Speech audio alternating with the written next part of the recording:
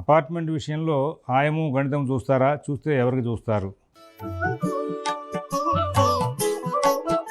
ఈ ఆయం గణితం మీద అందరికీ కూడా సరైన అవగాహన లేక ఇట్లాంటి ప్రశ్న వేస్తూ ఉంటారు. అపార్ట్మెంట్కి ఆయం కట్టాలి అనే కోరిక కలిగితే కట్టచ్చు, మంచిదే. పొడుగు వెడల్పుని క్షేత్రీయ పదం అంటారు. ఆ క్షేత్రీయ పదాన్ని పెడితే దానికి కొన్ని గుణకారాలు భాగాహారాలు చెప్పారు. దాని మూలంగా ధనం అని, రుణం అని, నక్షత్రం అని వస్తూ ఉంటాయి. ఆయం, ఆయుష్ అని వస్తుంది. ఇంటి యొక్క లక్షణాలను చూపించేవి ఇవన్నీ కూడా. ఇది పర్టికులర్గా ఒక యజమానికి అనేది కాదు. ఇక్కడ మంచి నక్షత్రాలా కాదా? ఒకవేళ రెండో నక్షత్రం వస్తుంది, భరణి నక్షత్రం, మీరేమడిగారు? ఎవరికి చూడాలి అన్నారు. పోని మీరు అనుకున్నట్టుగానే ఎవరో రామయ్య అన్నయ్యానికి ఇల్లు చూస్తున్నాం, అక్కడ ఆయం కట్టాం. ఆయం కడితే భరణి నక్షత్రం వచ్చింది. ఆయనకు నైధందారు అయింది కదా అనుకుంటారు మీరు. నైధందారు కాదు ఇక్కడ. భరణి నక్షత్రం యమ నక్షత్రం కాబట్టి, యమ నక్షత్రంలో మనం ఎటువంటి శుభాలు చేయం కాబట్టి ఇక్కడ ఈ నక్షత్రానికి సంబంధించినటువంటి ఆయం ఎవరికి సరిపోయినా సరిపోకపోయినా అది పక్కన పడేయడమే. అంటే ఏంటి? అగ్ని నక్షత్రం కృతికి వచ్చింది ఒకవేళ పొరపాటున, అంటే ఆ నక్షత్ర ప్రభావం ఆ ఇంటి మీద ఎట్లా ఉంటుంది? అది ఖచ్చితంగా ఇంటిని ఎప్పుడు కూడా అగ్నిదగ్ధగా చేస్తూ ఉంటుంది. కాబట్టి భరణిలో చేయకూడదు, కృతికలో చేయకూడదు. ఇట్లా నక్షత్రాలను కొన్నింటిని, చెడు నక్షత్రాలను దూరంగా పెట్టమని చెప్పుకుంటూ వచ్చాడు. ఇది యజమాని తారాబలానికి చూడడం అనేది శంకుస్థాపన చేస్తున్నాడు కాబట్టి ఆయనే శంకుస్థాపన చేస్తాడు. ఆ ఇల్లు వాళ్ళ తర్వాత 10 తరాలు అనుభవించినా, లేకపోతే ఆయన అమ్మేశాడు, ఇంకోటి ఎవరు కొనుక్కున్నారు, ఆయన అమ్మేశాడు, ఇంకోటి ఎవరికో కొనుక్కున్నారు, ఇలా 10 మంది మార్పు చేసుకున్నా శంకుస్థాపన మొట్టమొదటి ఒకడే కదా చేసింది. అందువలన వాడికి తారాబలం చూడడం అనేది ఒక అలవాటుగా వచ్చింది. కానీ ఆ క్షేత్రీయ పదం గణితంలో, నవవర్గ గణితంలో వచ్చినవన్నీ కూడా ధనము, రుణము. ఇది యజమానికి కాదు. ధనము, రుణం అంటే ఇంట్లో 10 మంది ఉంటారండి, 10 మందికి ఒకే రకం ధనాలు, రుణాలు ఉంటున్నాయా? కామన్ సెన్స్తో ఆలోచించండి మీరు కాస్త. లేవు. అయితే దేమిటి దీనంటే ఆ గృహ లక్షణం. అది ఆ గృహంలో ఎప్పుడు ఆ ధనం ఎక్కువగా ఉండేట్టుగా, రుణం తక్కువగా ఉండేట్టుగా గృహ లక్షణాలు పెడుతున్నాం. అమావాస్య తిథి వచ్చింది గణితం చేస్తే ఆ ఇల్లు ఎప్పుడు కూడా దరిద్రంగానే ఉంటుంది, ఎప్పుడు చికాకులతో ఉంటుంది. అలా రాకూడదు, అష్టమి రాకూడదు, అమావాస్య రాకూడదు అంటాడు. ఇది యజమాని సంబంధం ఏమిటండి? నక్షత్రం అంటే నీకు తెలిసిన తారాబలం కాబట్టి వెంటనే ఇవాళ ప్రతివాడు పంచాంగ తారాబలం చూసి దాన్ని ప్రతిదానికి అన్వయం చేసుకుంటున్నారు. తారాబల పండితులు వీళ్ళు ఎక్కువ శాస్త్రాన్ని మొత్తం భ్రష్టు పట్టించారు. మనవాళ్ళు కూడా కాస్త పంచగట్టి పైన బిళ్ళం సూత్రమే కానీ నేను పండితుడేమో అని ప్రతిదీ అని అడిగాడు. నాకు తెలియదురా నాయనా అని చెప్పడు, అడిగారు కదా అని ఏదో చెప్తాడు. దీంతో శాస్త్రదూరమైన విషయాలు వెళ్ళిపోయినాయి. ఇక్కడ మరి తిథి ఎవరికి చూస్తున్నావా? యజమానికి చూస్తున్నావా? వారం యజమానికి చూస్తున్నావా? కాదు. మంగళవారం వస్తే ఎందుకు చేయట్లా నువ్వు? ఆ గృహ లక్షణం మంగళవారం కనుక తీసుకుంది అంటే ఆయం క్షేత్రీయ పదం ఎప్పుడు ఇంట్లో రుణాలు, కలహాలు, ఆరోగ్య సమస్యలు ఉంటాయనే ఉద్దేశంతో ఆ మంగళవారం కనుక క్షేత్రీయ పదంలో వస్తే వదిలేస్తున్నావు. అదే ఇంద్రాంశ, భోగాంశ వస్తే కనుక అంశలో 3 కానీ 6 కానీ 9 కానీ వస్తే తీసుకుంటాం. మిగతావి తీసుకోవట్లేదు. ఎందుకంటూ అవి 6 వస్తే కనుక యమాంశ.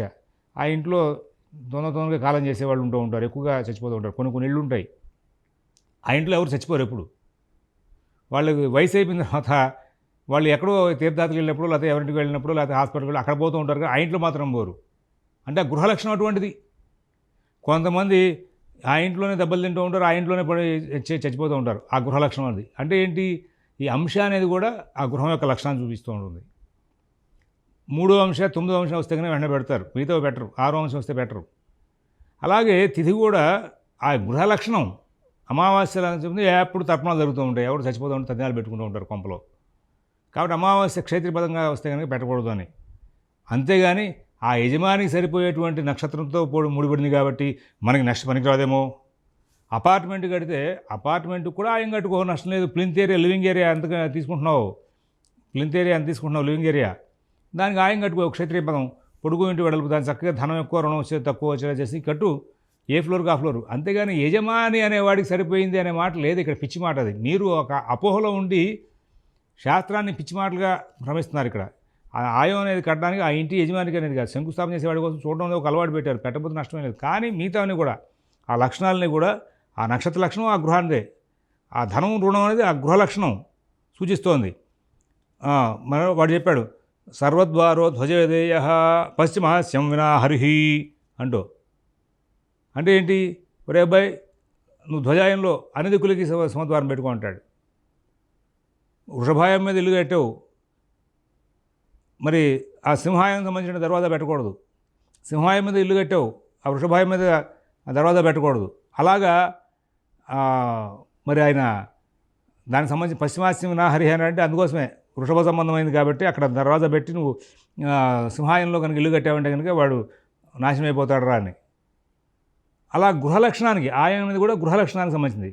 యజమానికి సంబంధించిందని ఒక భ్రమలో మీరుండి సంస్కృతం చదువుకోవాలి. అందుకోసమే సంస్కృతం చదువుకోకుండా తెలుగులో వ్యాఖ్యానాలు వచ్చినాయి, పుస్తకాలు వచ్చినాయి చదివేస్తే ఇలాంటి పిచ్చి పిచ్చి ప్రశ్నలు వేసి మీరు తెలుగుల వాళ్ళలాగా ఈ అజ్ఞానులందరినీ కూడా ఫాలోఅప్లోకి తీసుకొచ్చేసి ఈ అజ్ఞాని ఆ అజ్ఞాని, ఈ అజ్ఞాన గురువు అజ్ఞాన శిష్యులు, అజ్ఞాన పాఠశాల అదంతా కూడా ఆయం కడితే తర్వాత వాళ్ళకి పనికిరాదుంది అంటూ ఉంటాడు వాడి బొంద.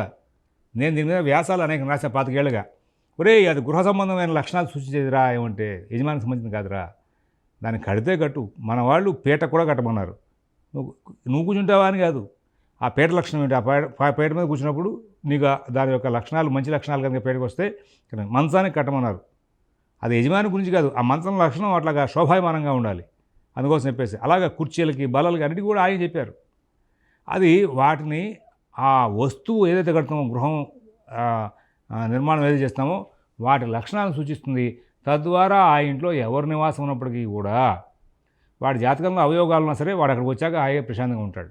స్థానబలమే కానీ తన బలం కాదయ్యా విశ్వదాభిరామ నూరవేమ అని అడుగుతారు. అట్లా స్థానబలాన్ని పెంచడం కోసం ఆయం అనే దాన్ని మన వాళ్ళు ట్రెడిషనల్గా మహర్షులు చెప్పొచ్చారు.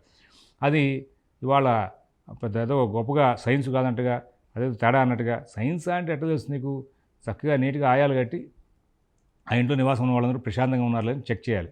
ఉన్నవాళ్ళు లాంగ్ రన్లో చెప్తారు 10 ఏళ్ళకు 9 ఏళ్ళకు. అది 9-10 ఏళ్ళ పాటు రీసెర్చ్ చేసి చెప్పేటువంటి లక్షణాలు ఉందా. పూర్వం అట్లా కట్టిన ఇళ్లలో ఇప్పటికైనా మనం చూడవచ్చు. ఆ ఇళ్లలో అట్లాగా చక్కగా శుభాలు జరిగినాయా, ఇల్లు కట్టిన తర్వాత ఆ ఇంట్లో అందరూ కూడా పెళ్ళిళ్ళు అయ్యి పురుళ్ళు పోసుకుని కొన్ని ఇళ్లలో ఎప్పుడు పెళ్ళిళ్ళు జరుగుతూనే ఉంటాయి, పురుళ్ళు పోసుకుంటూ ఉంటాయి. ఇవాళంటే మనకి కర్మగాలి సమాజం అంతా పాడే కళ్యాణ మండపానికి వెళ్తున్నాం కానీ పూర్వం ఇళ్లలోనే శుభకార్యాలు జరిగేవి. అలాగా శుభకార్యాలు జరిగిన ఇల్లా కదా అంటే ఆ ఇల్లు శుభాన్ని సూచిస్తుందో లేదా అన్నానికి ఆ శుభాన్ని సూచిస్తుంది. ఈ కొలతల ప్రకారం పెడితే అది శుభం సూచిస్తుంది అని. అలా శుభం సూచించేటువంటి ఆయంతో కూడుకున్నటువంటి క్షేత్రీయ పద కొలతలు నువ్వేదో 24x36తో ఇల్లు కట్టుకుందాం అనుకున్నావు. దానికి దగ్గరగా ఈ క్షేత్రీయ పదం ఏదైతే సపోర్ట్ చేస్తుందో ఆ క్షేత్రీయ పదం సపోర్ట్ చేసేట్టు కొలతకు దగ్గర మార్చుకుని కట్టుకో. ఆ పైన అంతస్తులోనే వస్తాయి. అది ఒక యజమాని కాదు, అపార్ట్మెంట్లో 5 యజమానులు ఉన్నారు. ఇంతకీ నేను చెప్పొచ్చుది అంటే అపార్ట్మెంట్ అయినప్పటికీ కూడా 5 యజమానులు ఉంటే ఆ యజమానికి చూడాల్సిన నియమం ఏం లేదు. అక్కడ నక్షత్రం తారాబలం యజమానితో సంబంధం లేదు. ఆ గృహ లక్షణం ఆయంలో ధనం రుణం ఆ పెడుతున్న సింహద్వారానికి ఆయానికి మ్యాచ్ అవుతుందా లేదా ఇవన్నీ కూడా బ్యాలెన్స్ చేసి చూసి ఆయుష్ 60 ఏళ్ళు దాటిందా గృహానికి. ఇల్లు కొనుక్కున్న వెంటనే ఆయుష్ తగ్గిపోతే ఇల్లు పడిపోదు, అది నిర్జీవంగా కనబడుతూ ఉంటుంది. అలాంటి లక్షణాలు లేకుండా చక్కగా మంచి ఆ గృహ లక్షణాలు వచ్చినాయి లేదా వచ్చే ఆయమా కదా పెట్టి అపార్ట్మెంట్ కూడా కట్టుకోవచ్చు. కట్టేవాడి ఉద్దేశాన్ని బట్టి ఉంటుంది. ఇవాళ అపార్ట్మెంట్కి వాస్తు అని పిచ్చి మాటలు చెప్తూ వెళ్తున్నారు కానీ అక్కడ వాస్తులే ఉన్నట్ల. ఆగ్నేయంలో వాష్ ఏరియా పెడుతున్నారు. పూర్వం సింక్ పెడితే గొడవ చేసేవాళ్ళు. ఆగ్నేయంలో సింక్ ఏంటండి, దక్షిణ పక్కన సింక్ ఏంటండి అనేవాళ్ళు. వాళ్ళు దక్షిణ పక్కన ఆగ్నేయం పక్కన వాష్ ఏరియా పెద్ద పంపులు పెట్టేసి పెడితే వాళ్ళకి బాగా రుచిగా ఉంది. వాస్తండి 100% వాస్తండి అని వెళ్తున్నారు. సింక్ పెడితే గొడవ చేశారు. సింక్ అంటే నీళ్లు పోయంగానే వెళ్ళిపోతున్నాయి. కానీ వాష్ ఏరియాలో బట్టలతో నీళ్లు అంటలతో అక్కడ నీళ్లు నిలబెడుతున్నారే వాళ్ళకి అది తెలియట్లా. అంత స్పరిశ లేదు కొనుక్కునేవాడికి అమ్మేవాడికి కూడా. అంత మాయ నడుస్తుంది వాస్తు అనే పేరుతో. అయితే ఇంకా మిగతా విషయాల్లో బాగుంటే కనుక మేము కూడా వెళ్ళిన చోట చూసి బాగుందా తీసుకోండి అని చెప్పేస్తున్నాం. గమనించుకోండి, పూర్తి స్థాయిలో వాస్తు బాలేదని చెప్పి సిద్ధాంత్ గారు చెప్తే ఆయన 10 చోట్ల చెప్తున్నాడు. ఆయన ఊరిని మనం వచ్చి డబ్బుల కోసం తిరుగుతున్నట్టు ఆయన అన్నట్టుగా అనుకుంటున్నారంతా.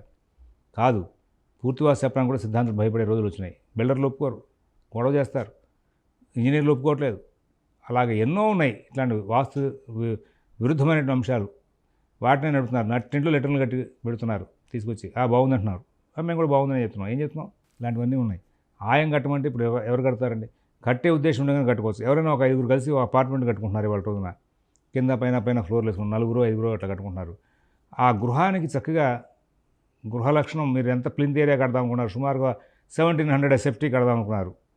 మీరు 1700 దగ్గరలో ఏ కొలత క్షేత్రీయ పదం ధనం ఎక్కువ రుణం తక్కువ చూపిస్తుంది, మంచి ఆయం చూపిస్తుంది చూసుకుని దాని ప్రకారం ఇల్లు కట్టుకోవచ్చు.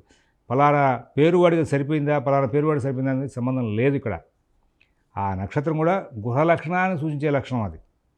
నక్షత్రం శంకుస్థాపన చేసేవాడికి యజమాని నక్షత్రం కుదిరితే చూసుకోవచ్చు, రాత్రలేదు. ఆ శంకుస్థాపన చేసే యజమాని నక్షత్రం కుదిరినా కుదరకపోయినా దోషమే లేదు. ఎందుకంటే 5 మీద కడుతున్నారు కదా. గృహ లక్షణాలు చూపించేటువంటి మిగతా అంశాలన్నీ కూడా బాగుంటాయి. అందులో నవవర్గులో మిగతా వర్గులన్నీ కూడా సరిపోయి చక్కగా బాగుంటాయి కనుక ఆయం కట్టి ఇల్లు కట్టుకోవచ్చు. స్వస్తి.